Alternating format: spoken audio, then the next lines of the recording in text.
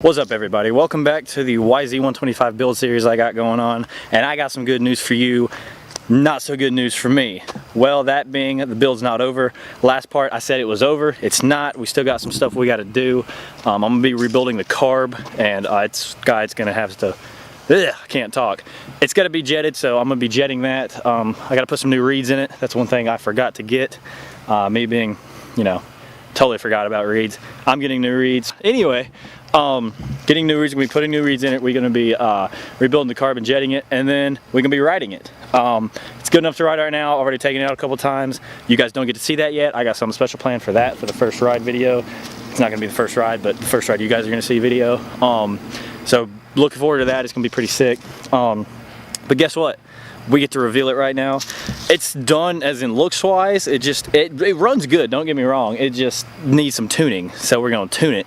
But we're about to reveal it. So I hope you guys are excited. Check this out.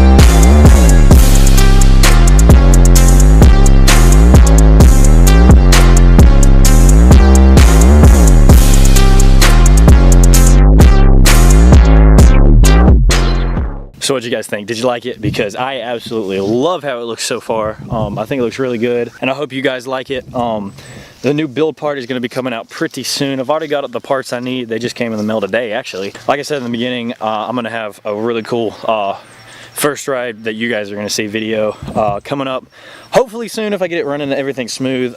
It does run good now. I have ridden it I think twice now. Got a couple sessions on it, and it runs really good. It definitely needs some fine tuning in the carb.